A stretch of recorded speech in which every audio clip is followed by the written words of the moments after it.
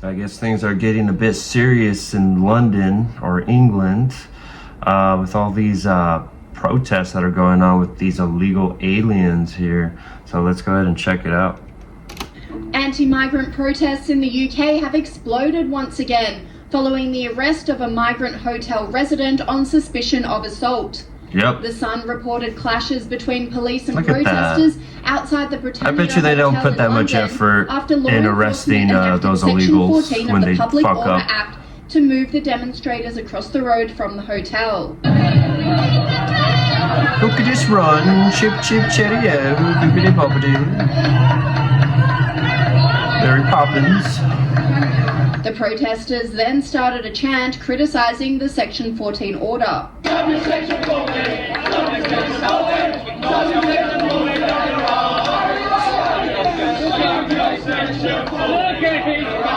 Shove it up your ass. There you go. The Britannia Hotel has been... I'm not gonna lie, if I was one of those cops, I would feel so embarrassed just sitting out there protecting these fucking illegal alien invaders and shit. I'd feel so ashamed of myself. In the centre for protest, since it was transformed from a 4-star hotel for paying tourists to a government-funded migrant hotel to accommodate illegal immigrants into the UK. This weekend's Britannia protest was only the most recent in a string of anti-migrant protests that have erupted in the UK over recent months. Sky News hosts Rowan Dean and James Morris. We're not far right. See, I mean, a lot of people will say, oh, you're far right, especially if you just want to have a safer country, you know, if you want to raise a family in peace and you don't want to be invaded by illegal aliens that'll cause crime. Apparently, that is what far right is. But as you can see here, it looks like nothing but families. And I mean, those are correct concerns to have. Say the protesters are sick of the special treatment given to illegal immigrants in the UK, whilst average Brits are struggling with cost of living pressures. Imagine being a second-hand citizen, second-class citizen in your own country. There have been an unprecedented number of rallies, protests, maybe not even second class, maybe third. Against immigration. This is a massive backlash against years, really, where and it's still going on, where people are silenced in Britain if they raise any questions about immigration. As I said before, they're immediately called a racist, and the police will knock on their door. Same playbook like in the USA. Said something on social media post that they were uncomfortable about the number of illegal immigrants in the local hostel, and so on and so forth. Well, now the people of Britain seem to have had enough. There have been unprecedented number of protests across the country. Of course, you won't see this on most of the mainstream news, but here's one woman speaking up. Have a listen. We are not far right. We are the mothers of Nuneaton, the mothers of England. We will no longer be silenced. Stop the rape of our children. Yep.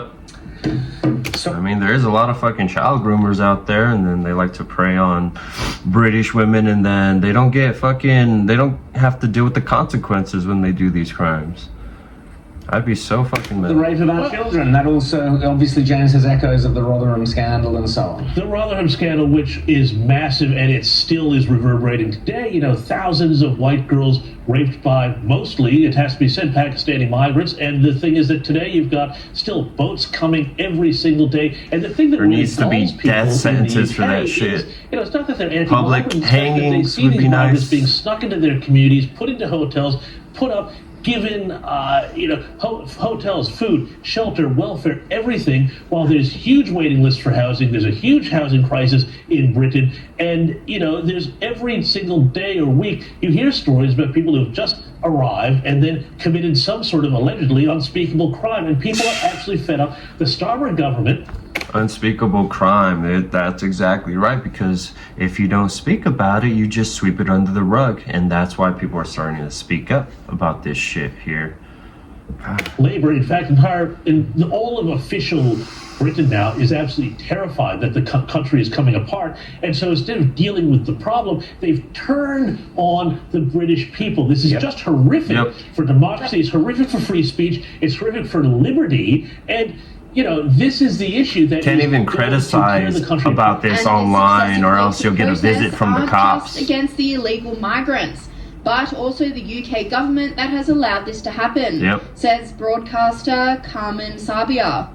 Okay, well, I want to talk to you about the crisis in the UK because the number of migrants to cross the English Channel in boats since Keir Starmer came to power last year has surpassed 50,000. 50,000. Now, separately, French authorities confirmed that a woman died on Monday while trying to board a boat to make the crossing to the UK. Just awful. Now, this is a clear failure of leadership, and there's plenty of frustration. That's ridiculous. 50,000 boats carrying nothing but fucking Pakistanis and Somalians or whoever the fuck. Has been so weak for so long on this issue. It's like they've rolled out the red carpet, and now you want to pull it back, and now you want to say stop coming. But it should have been like that a long time ago. The stable after the horse has already left. I think it's too late. I don't see a way without actually being, more Donald Trump-like, kind of being meaner about this. Be worse. If you want to get these motherfuckers out of your country, be worse than the deportation that we've been doing with Donald Trump. You know what I mean? Have that shit on steroids. Fucking employ a shitload of fucking immigration officers or whatever the fuck you guys got out there. Enforce the goddamn laws. Y'all need you need somebody who actually gives a shit about your country to be fucking doing this shit, because I don't think it's too late. I think if you were to get somebody crazy enough, not even crazy enough, just like willing to fucking put it all out there and do what they need to do, they will definitely make sure that they get those motherfuckers out. And being stronger about this, that you're going to shut this down. You have to be out there on boats. You have to be turning away these boats. You have to be bringing these people, They should be fucking shooting those boats and fucking having them fucking just go flat in the middle of the ocean. And I see Starmer, I listen to him. I mean, come on, if they started doing that, that would send a message to all the ones coming across, be like, maybe we shouldn't do that, we'll probably die. And so you can't solve it. If you can't understand the problem, you can't solve it. He still wants to be politically correct, I guess, on the world stage. He's still a globalist, and ultimately. And then when these motherfuckers come, they don't even appreciate shit. Way out of this for the UK they turn England into the same shithole they ran away from. Calling the management of illegal immigrants by the governments and law enforcements of Europe Orwellian.